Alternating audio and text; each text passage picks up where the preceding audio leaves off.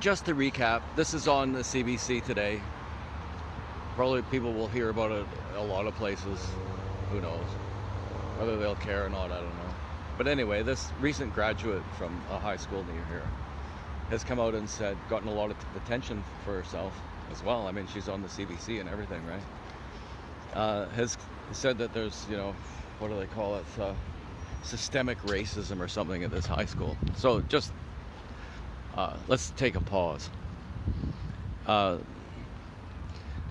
The assumption that people would bring into that is that whites are the ones that are guilty of all this racism that she suffered, because they wouldn't specify otherwise. But the problem is that, well, 50% of Surrey is from India.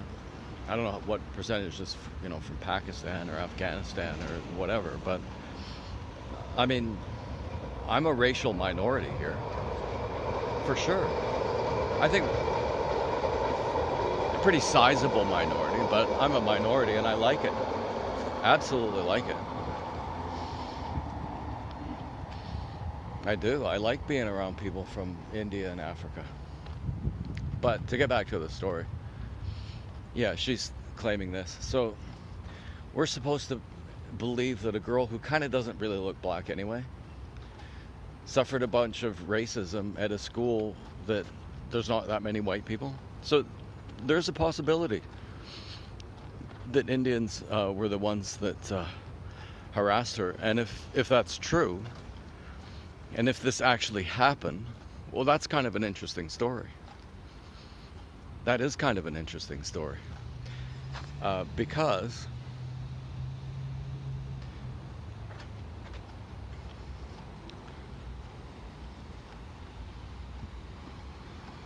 nobody talks about that. And in fact, I've seen that. I've seen this.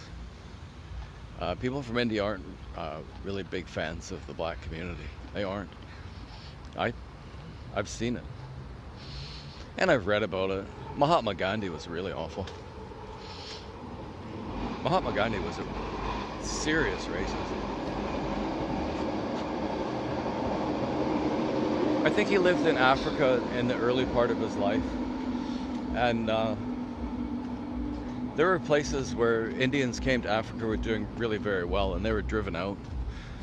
So, because Africans, I guess, felt that they were being dominated by another culture or something. I'm not going to say I understand that much about it, but I know there's a bit of a history like that. So that might explain it. Anyway, so the most unbelievable part of it, though, is that any time in the last 4 or 5 years, you could have a lot of examples of people throwing around racist terms, right? And that the administrators couldn't catch it and do anything about it. I mean, half of their purpose is fighting racism, right? So, if her story is true, well, then the school's in a lot of trouble, isn't it? Should be in a lot of trouble. I mean, you would think that, wouldn't you? Why wouldn't they be in a lot of trouble if this is true? You got a diversity guy and all these people taking it as their mandate to fight racism, getting paid to fight racism, and they're not in trouble for it. Of course, they should be in trouble. They haven't done their job,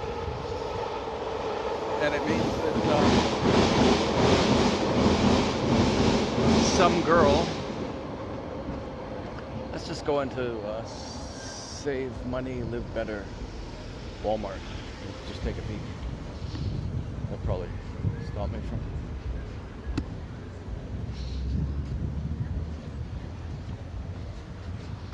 First entrance.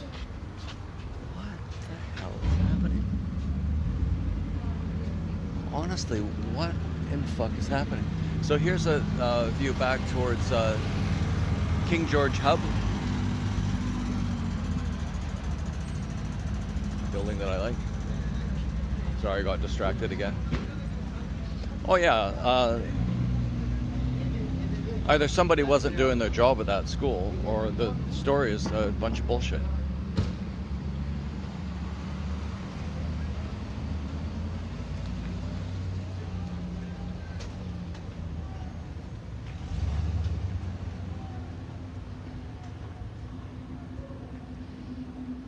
what else was there to say about it? Uh, notice with the Queen Elizabeth dying, you know, all the usual suspects have come out to talk about the horrible past of England, you know, and its involvement in the slave trade. Well, actually, Britain was nothing compared to Portugal or Spain, I don't think. That's for sure. Like, just in terms of sheer numbers. And what they don't bother to mention, because they're talking about reparations and all that kind of thing, they want, now that they got King George, they're going to want reparations, right? So what they don't mention is getting reparations from the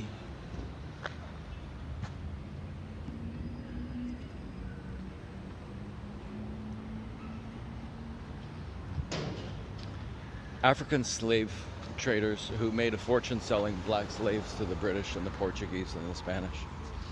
That had been an idea, because I imagine that's old money there now, right? A lot of old money there.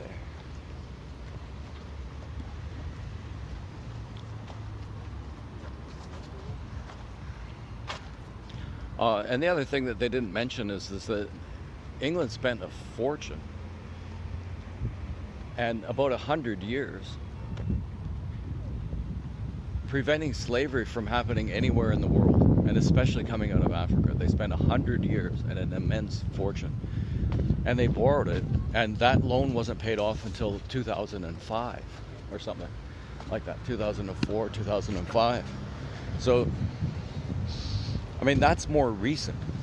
You would think that the more recent events, you know, if you're enthusiastic about criticizing the monarchy,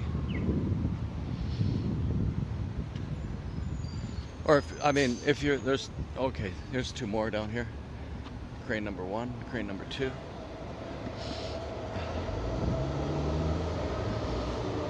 Crane number 1, oops.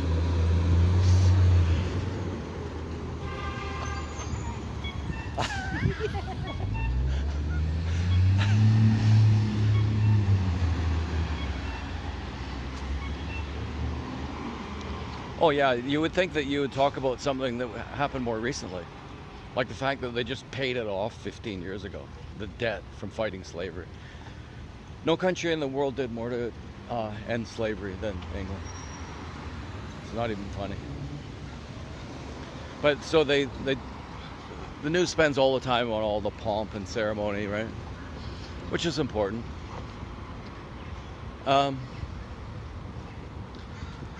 But then they go straight to that, to all the stuff about reparations and all that stuff, right? One guy, a little chintz, looking a little chintzy. He doesn't want to be on camera.